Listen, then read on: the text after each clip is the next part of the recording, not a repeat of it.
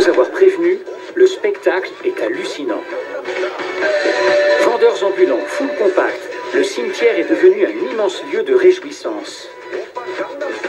Quant à cette musique à réveiller même les morts, qu'on l'aime ou non, c'est bien celle qui est diffusée pour encourager les jeunes.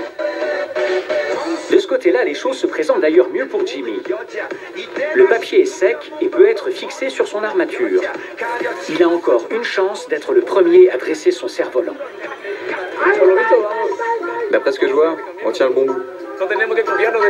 Mais il ne faut pas faiblir, parce que ça nous est déjà arrivé plusieurs fois. On était les premiers, et puis une difficulté est survenue. On veut toujours être les premiers. C'est pour ça qu'on donne tout notre temps.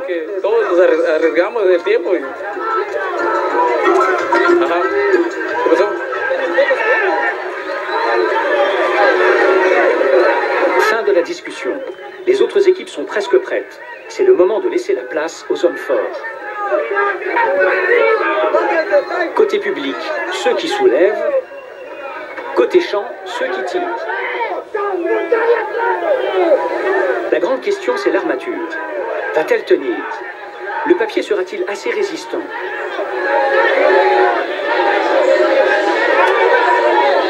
Sous les ovations de la foule, un géant d'une tonne se redresse.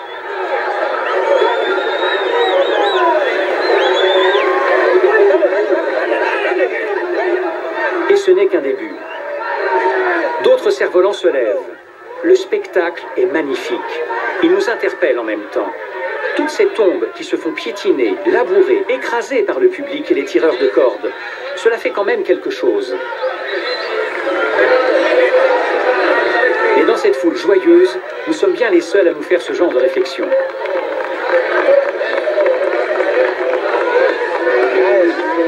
Ah, c'est beau. Dis donc, ils sont vraiment grands. On est super contents. On n'est peut-être pas les meilleurs, mais on est une équipe. Et on l'a démontré. On y est arrivé. Maintenant, je vais simplement regarder. On met 1 an à monter ce projet.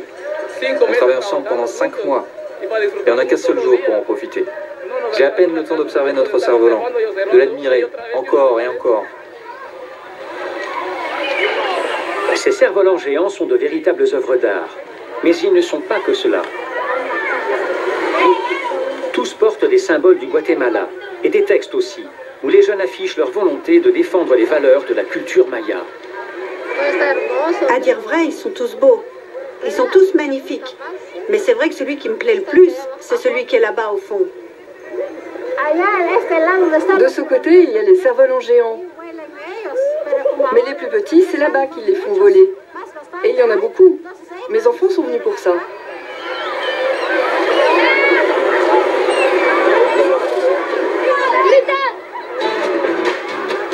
Les enfants, on ne les a pas beaucoup vus jusque-là. Sauf qu'à partir de maintenant, c'est un autre festival qui commence, avec des cerfs-volants qui volent. Et là, question pilotage, il y a, comment dire, des progrès à faire. Quand un cerf-volant tombe, les baguettes pointues peuvent nous blesser. Ça nous fait peur. C'est pour ça qu'on se protège.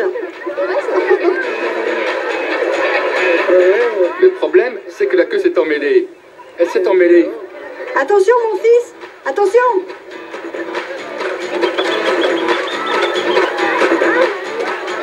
1 mètre, 3 mètres, 10 mètres de diamètre. Un jury récompensera les cerfs-volants en fonction de leur taille, leur dessin, leur couleur, leur originalité et leur aptitude à voler.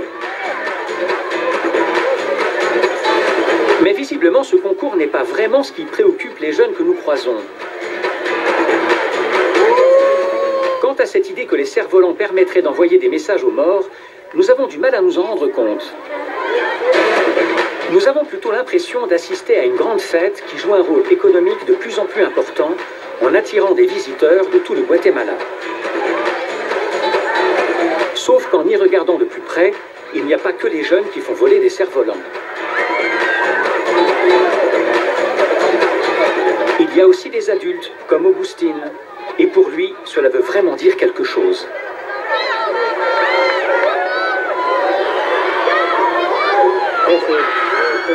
Quand le cerf-volant tombe, ça me fait de la peine.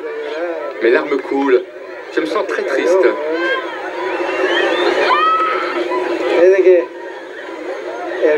Parce que ma mère, qui est décédée, ne recevra pas le message que je veux lui envoyer.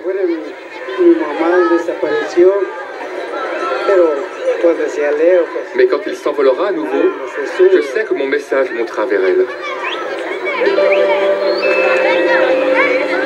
Finalement, c'est tout simple, les cerfs-volants à Santiago Zacatepéquez. Plus on grandit, plus leur taille augmente.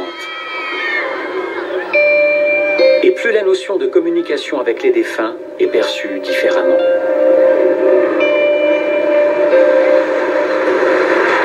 Aquí, los pelicanos, mis amigos, qui attendent comme moi.